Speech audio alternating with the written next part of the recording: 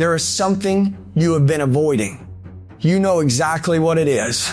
You do not need anyone to name it for you because it lives in a specific corner of your mind that you have learned to walk around. You have built your entire daily routine in ways you may not even fully recognize around not going near it. You stay busy, so you do not have to think about it. You scroll, you work, you socialize, you sleep too late or wake too early, and you fill every quiet moment before it can fill itself with the thing you are not ready to face. Here is what nobody tells you about running from pain. You are not getting away from it. You are carrying it. Every step you take away from the thing that hurts, you bring it with you. It does not stay behind in the place where it happened. It does not wait patiently for you to come back.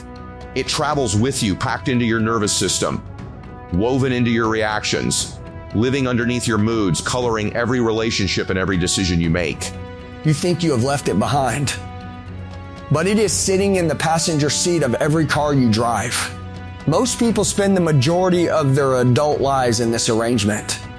They get remarkably skilled at avoidance.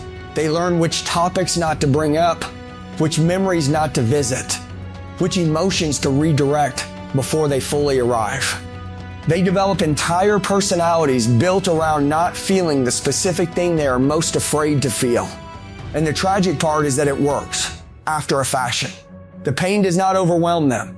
They function. They even appear fine, but they never actually move. They stay stuck in orbit around the very thing they cannot bring themselves to face, circling it endlessly, never getting closer, never getting free. Avoidance is not neutral. It does not simply hold things steady while you figure out what to do. It actively costs you. Every time you choose the detour around your pain, you reinforce the message that the pain is too large to survive. You tell your own nervous system that the thing you are avoiding is genuinely dangerous, genuinely unsurvivable, and it believes you. So the fear grows. The avoidance expands. The circle you are allowed to live inside gets smaller and smaller as more and more territory becomes associated with the thing you cannot touch. Think about the areas of your life where you feel most stuck. The relationship pattern that keeps repeating. The career you have not pursued because something stops you before you begin. The conversation you have been meaning to have for months or years. The grief you set aside because there was never a right time to feel it. The anger you buried because you were taught that expressing it made you difficult or dangerous. The fear that lives underneath your confidence that you have never once let anyone see. Every single one of those stuck places has pain at its center, not at its edges, at its center. The stuckness is not the problem. It is the symptom. The pain underneath is the problem. And the door. What does it mean to walk through that door? It does not mean manufacturing suffering or seeking out misery. It does not mean tearing yourself open for the sake of it. Walking through the door means choosing, consciously and deliberately, to stop going around the thing and to go through it instead. It means sitting with the feeling you have been redirecting. It means speaking the truth you have been softening. It means returning to the memory you have been skipping past and actually letting yourself be there. Letting yourself feel what happened. Letting it be as painful as it actually was instead of the managed, contained version you have been carrying. The moment you stop running, something unexpected happens. The pain does not swallow you. That is the lie avoidance has been telling you, that if you stop running, you will be destroyed. But the destruction you fear is not on the other side of the door. It is in the running itself.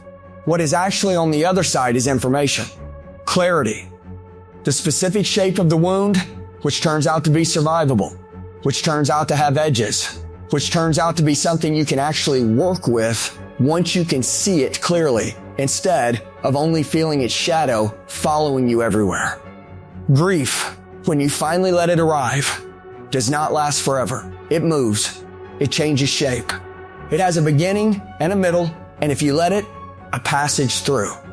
The same is true for anger, for fear, for shame, for the particular sadness of recognizing time you cannot get back, or versions of yourself you had to leave behind.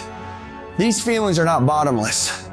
They feel bottomless when you are running from them, because you never get to find out where the bottom is. But when you stop and turn around and face them, they reveal themselves as finite, difficult, real, but finite. There is a version of your life on the other side of the pain you are avoiding. Not a perfect life. Not a painless one, but a life that is actually moving, actually growing, actually yours in a way it cannot be as long as you are spending so much of your energy on the detour. Your relationships would be different if you were not protecting yourself from the specific hurt that one person caused you long ago. Your work would be different if you were not carrying the shame of a failure you never processed. Your sense of yourself would be fundamentally different if you stopped organizing your identity around the wound and started building it on what is on the other side.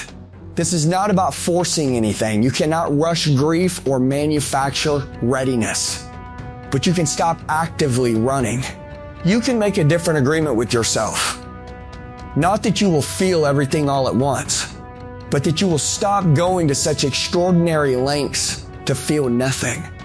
You can begin to sit with discomfort instead of immediately escaping it.